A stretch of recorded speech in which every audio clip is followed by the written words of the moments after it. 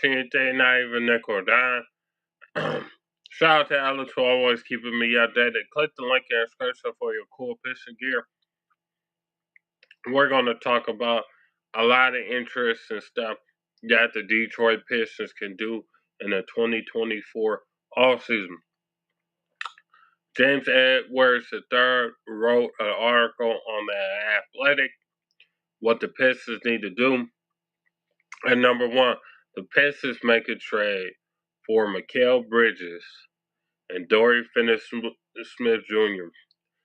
We give up Jaden Ivey and Jalen Duren for Mikal Bridges. And we give up our 2024 first round pick. And we get a 2025 top 14 protected from Phoenix, which might be lower than that. That pick might be in the top 2, top 3, because Phoenix might blow it up because they look like they about to get absolutely spanked in the first round by the Minnesota Timberwolves. So that pick could be a lot better than what people think. And after the season that we have, the most embarrassing season of the franchise, do you think we really should get another 19-year-old? I really don't think so. Especially this draft is filled with role players. Next year's draft is filled with generational talent. So, again, a player like Mikal Bridges means that the Detroit Pistons wouldn't have to go after Tobias Harris, right? Wouldn't have to go after Tobias Harris because he's not going to save us. Like this dude said, everybody's talking about Tobias Harris. He's not going to save us. I absolutely agree. So Tobias Harris, getting Mikal Bridges avoids the Tobias Harris situation, right? And after the trade of getting Dory Finney-Smith Jr. and Mikal Bridges, we still have $34 million of cap space to work with. What are we going to do with the $34 million? You say? For one, we could go after players like Nick Claxton. Nick Claxton will be an upgrade, about the same level as Duren. He'll be an upgrade defensively from Duren last year, and he could do all the same things. Rim protect. Dunk the ball, good rebounder. And then you can add guys like him. You could get a Tyus Bryant and a DeLon Wright type of players, and there goes your off season. And your off season is looking a lot better. You on the wings. Who do you have? You got Simone Fatakio, you got Mikal Bridges, you got Dory Finney-Smith Jr., and you got R.S.R. Thompson. I don't know about you, but compared to all the wing depth that we ever had, that would be some of the wing depth the Pistons had in a long time. And that could work out very well for the Pistons. You can throw out all different types of lineup. You need shooting. You can get Simone Fatakio. Need shooting defense. Dory Finney-Smith Jr. Mikal Bridges is one of the great wings. And if you really need a lock on defense, you could throw in R.S.R. Thompson. Bigs, it'll be Nick Claxton, Thomas Bryant, and it would be Isaiah Stewart. That's a really good big lineup too. Guards, it will be Cade Cunningham, Quentin Grimes, Marcus Sasser, and DeLon Wright.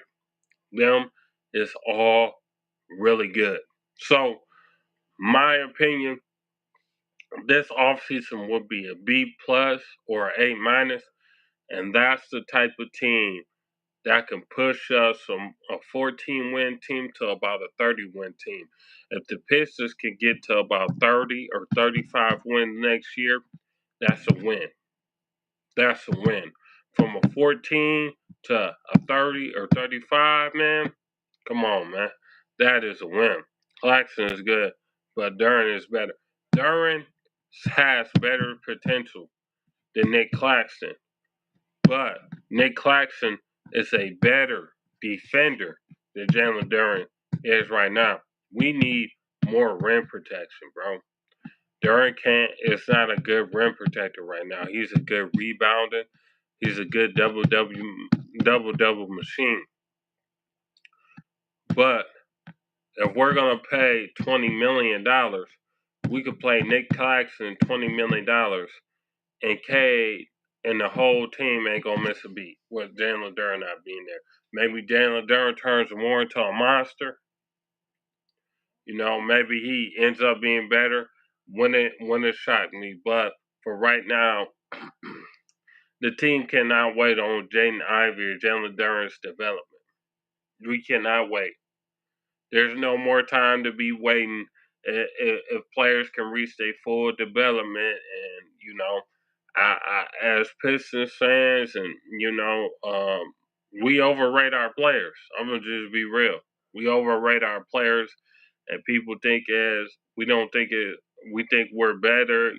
We get better value players than we can for our players, and that's just not the case, bro.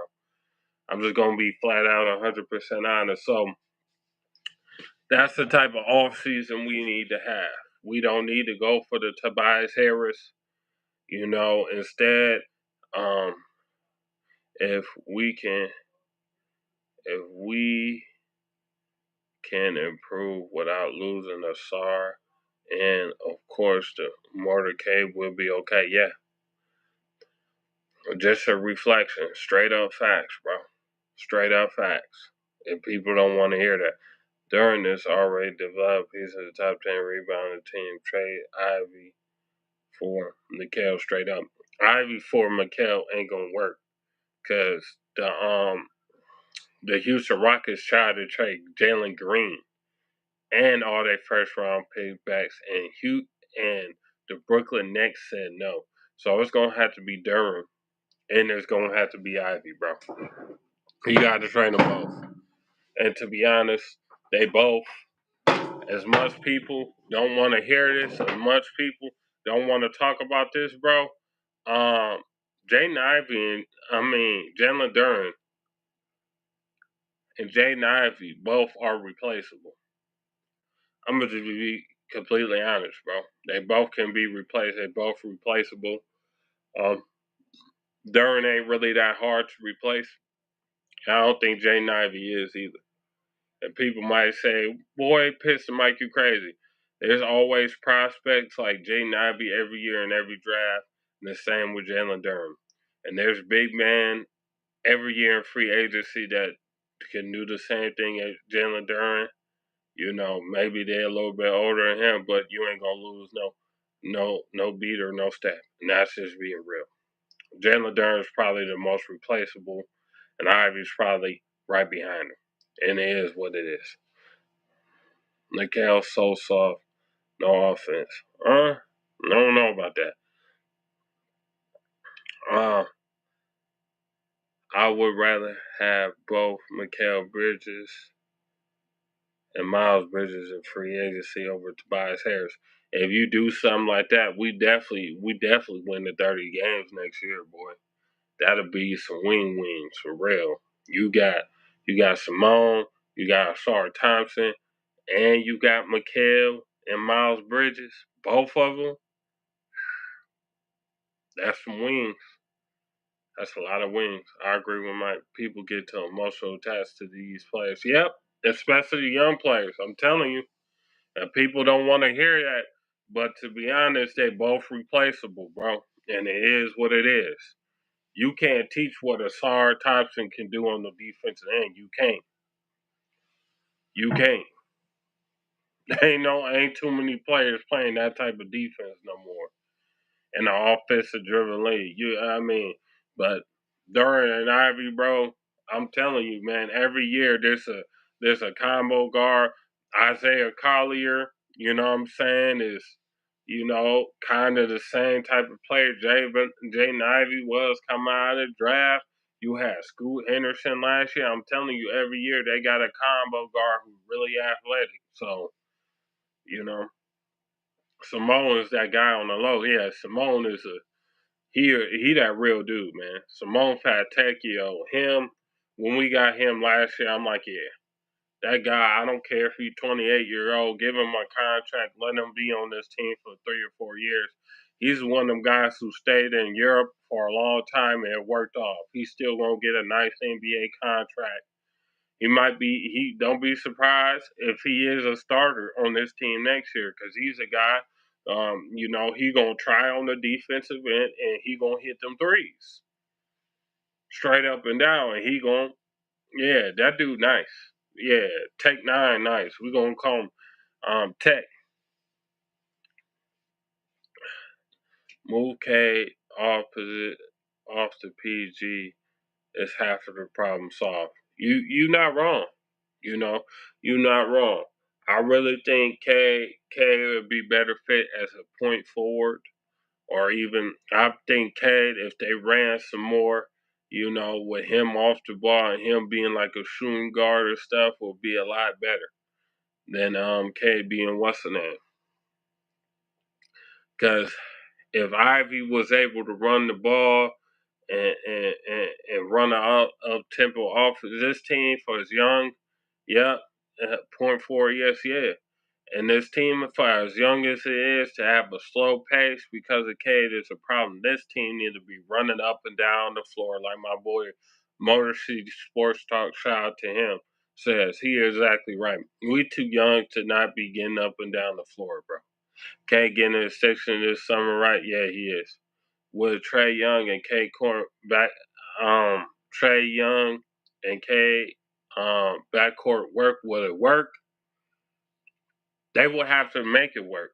Um, if they really tried enough, could it work? Yes, but is it gonna be the most seamless fit? Probably not. Because somebody's gonna have to be okay with giving up the ball. Somebody's K gonna have to either K is gonna have to be more off ball, or Trey gonna have to be off more off ball. We're gonna have to run more screen sets for one of them, like they Rip Hamilton. They're gonna have to come off the what's it called and shoot threes. That's the only way it's gonna work. Keep K and Sar and take everyone else can be moved fast. I agree with 100% with that. Ivy during our 24 first round pick, Mikal Bridges and Nick Claxton. I like that too. That works for me too. Works, works. Works for me too. And then we'll still have money in free agency, and we can still go after some, some more bench pieces. It works. And people don't understand, man, we don't need another year of development. We don't need a young player under development.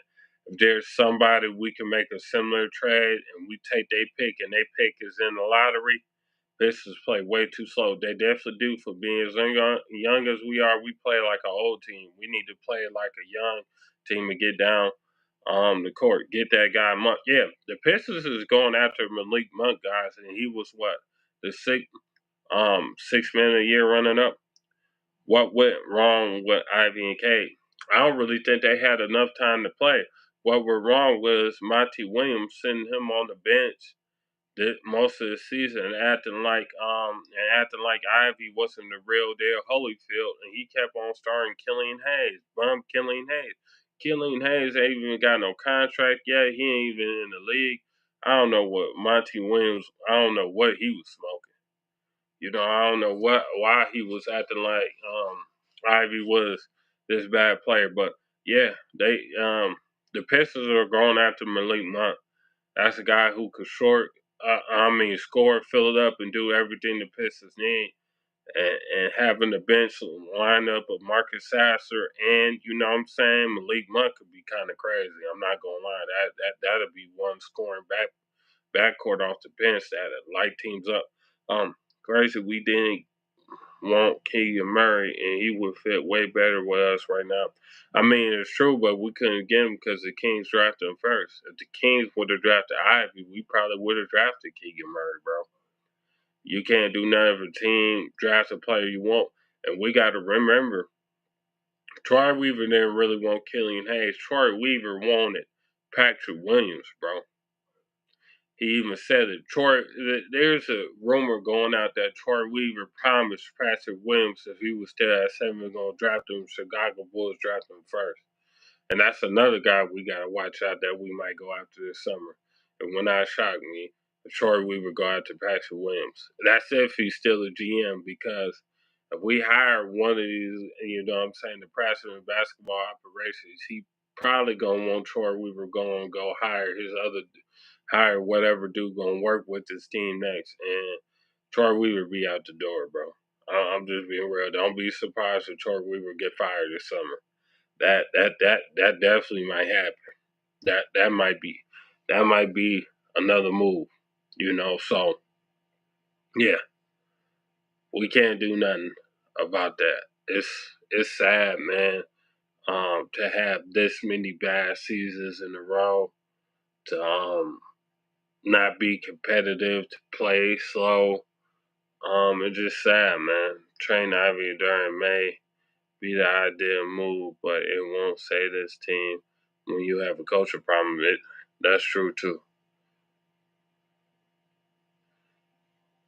He might, he might, he might. James Edwards is sorry.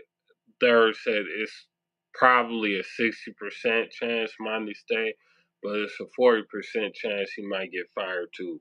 So you don't never know. Is Tobias a free agent, or we have to trade for him? He's a free agent, bro. He's a free agent. Apparently, he has some Detroit ties. Apparently, he wants to come back here and finish our career. Apparently, he has some family in Detroit. So, if you want to be here, that's cool with me. I'm cool with Tobias Harris, but I'm not paying him more than 20 or 25 million. If it's 30 or 35, you miss me with that. Monty Williams don't know how to utilize his players' strength, and he puts them in bad roles. That's true. Dillon and company handcuffs Troy Weaver. They did. They did. They did. They did, bro. That's the one thing I could say that is sad.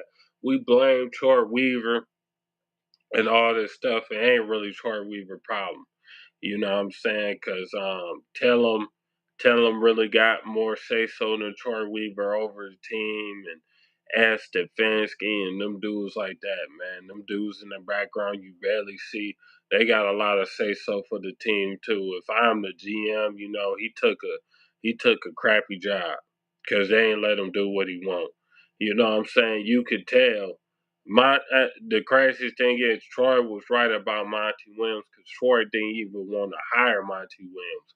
The fact, yeah, tell him it's toxic. The fact that the matter is, when did Tom Gores did that press conference with Monty Williams and Troy there, Troy said Troy looked over to Tom Gores and gave him the mic. That lets you know everything you need to know in that exact moment.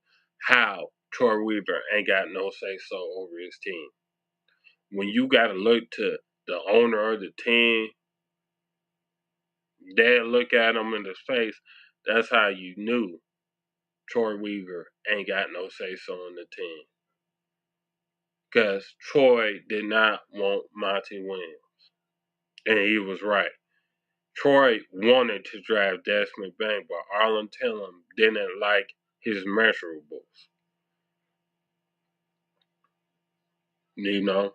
It's stuff like that that's crazy to me. How are you? You're not a GM. He's not an assistant GM. Why does he got all this say so over the team? He should have bare minimum. Bare minimum.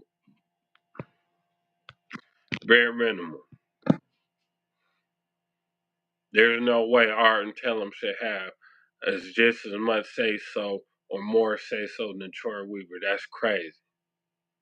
I'm a pisser for life. I just want to know what's really going on. We got too many cooks in in the front office, and whoever the president of basketball or president of basketball for this team is gonna have to come in here and is gonna have to fire a whole bunch of people. He's gonna have to ask defense. I mean, not ask defensive. Excuse me. Arn Tellum has to go. He's one of the first people who got to go. Troy got to go, and there's probably a couple more. Some of the people on the medical staff got to go. I'm just being real. They need to clean house. They need to fire a lot of people. If they fire them two people, definitely, and some more, and some of the medical stuff and everything that let me know that this team about to turn around and actually be serious. Straight up and down. If they fire Aaron Tellum and Troy Weaver next year, I mean, this off season, if the President Basketball Operations do that, that let me know that they mean business. They stand on their own business. Straight up and down. Other than that, you know what I'm saying? They ain't gonna change and they playing with fire.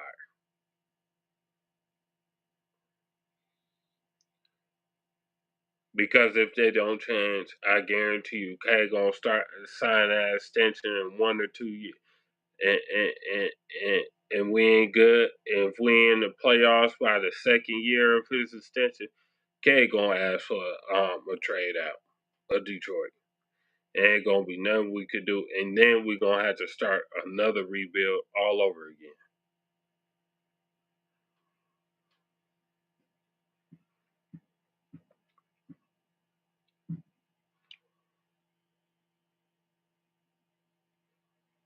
All over again.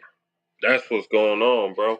When your GM got to answer to the owner, when your GM, when your GM, when Arlen Tellum got more say so than the own GM, that's the problem. You know what I'm saying? That's your problem. There ain't no way that Troy Weaver might be a really good GM. He might be better than what we think, but they handcuffed him and then let him do his job straight up and down. Because he's definitely not a bad drafter. I give him that. He definitely ain't no bad drafter. He ain't perfect, but he ain't bad. But he might be a better GM than we know. But the Pistons didn't give him full reign to do his job, which is sad. If somebody ain't gonna let me do my job, man, I'm gonna be real. If somebody came at me and was like, Piston Mike, we'll sign you. You'll be a sports broadcaster, but you can't be yourself. You can't say what you want, man. I'm not doing that. I ain't going. I don't care if you pay me $1 million. I can't be myself. I ain't gonna go. I ain't doing it, fam. Man, Troy Weaver signed a contract and he was willing to give up. He can't do whatever he want to, and now he about to be the scapegoat and be fired because of it. That's how some job works. And that's the most saddest part, but it's the most truest statement I can make to y'all. It's the real. It happened at jobs all the time.